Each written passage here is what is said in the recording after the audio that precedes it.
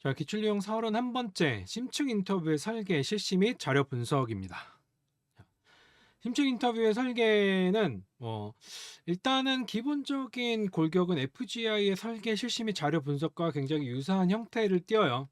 그리고 이제 이게 어떻게 보면은 집단이냐 개인이냐 이런 차이에서 오는 것들이 가장 큰 차이인데, 이런 인터뷰 대상의 내용을 선정하고 질문, 시간 배분, 시나리오 등을 구체적으로 이제 계획을 해야 돼요. 그러니까 그냥 가서 하면 안 되고, 예를 들어서 이제 저도 이제 심층 인터뷰를 하러 최근에 좀 많이 돌아다니긴 했는데, 이때 이제 뭘 준비하냐면 질문 문항이라든지, 예를 들면 어떤 기업에서 특정 현상에 대해서 그 조사를 한다고 했을 때 어떻게 하냐면, 일단은 그 기업 특성이라든지 기업에서 발생하고 있는 여러 가지 이슈들이나 이런 것들을 쭉 다 사전 조사를 하고, 그 회사의 관계자들한테 이제 어떤 이슈에 대해서 궁금한지 뭐 이런 것들을 자료를 받아요. 자료를 받아서, 자, 뭐 어떤 질문을 해야 되는지, 질문 내용이나 이런 기본적인 인터뷰 질문 문항들을 쭉 뭐지, 나열을 한 다음에 하나씩 하나씩 하나 생각을 해보는 거지.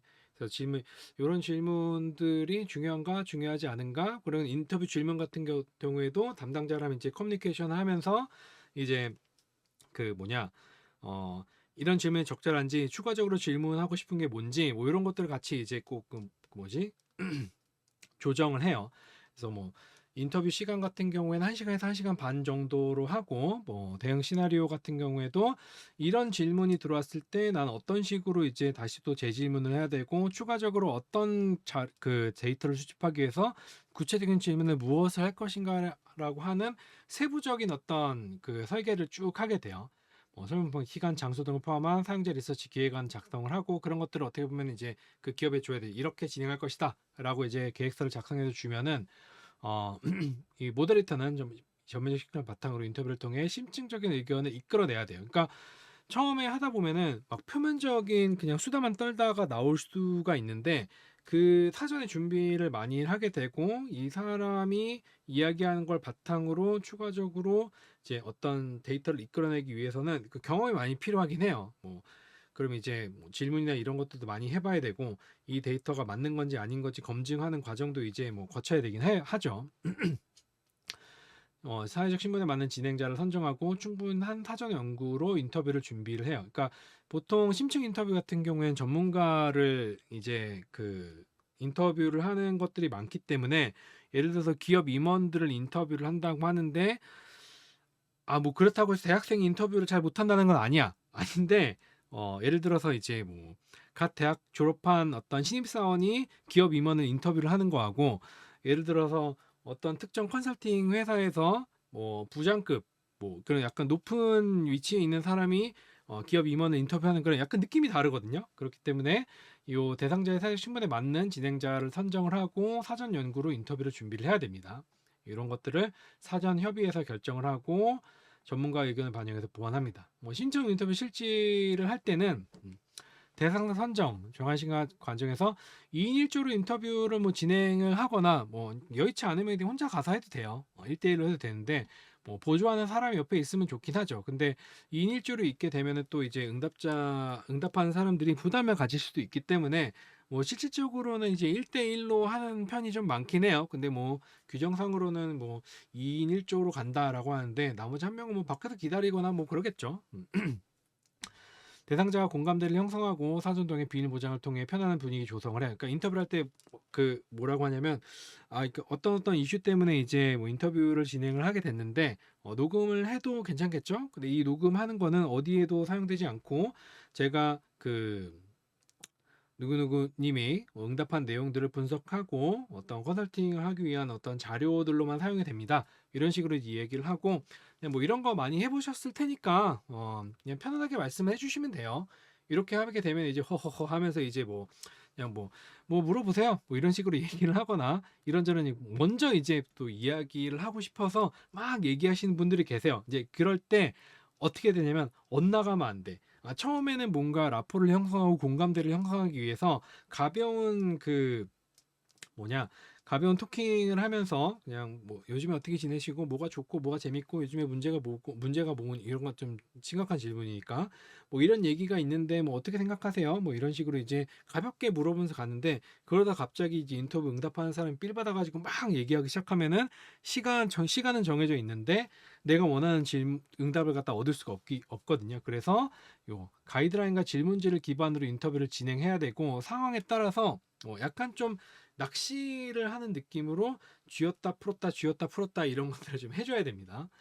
후속 질문 통해서 심층 정보 수집하고 주제에 벗어날 경우 적절하게 재유도를 하는 거죠. 막 얘기하다 보면 뭐 그런 이슈도 있었네요. 그러니까 이럴 때 이걸 내가 원하는 질문으로 끌어오기 위해서 뭔가 연관성의 이런 것들을 머릿속으로 빨리 이제 두뇌 풀가동을 해서 다시 끌어와야 됩니다.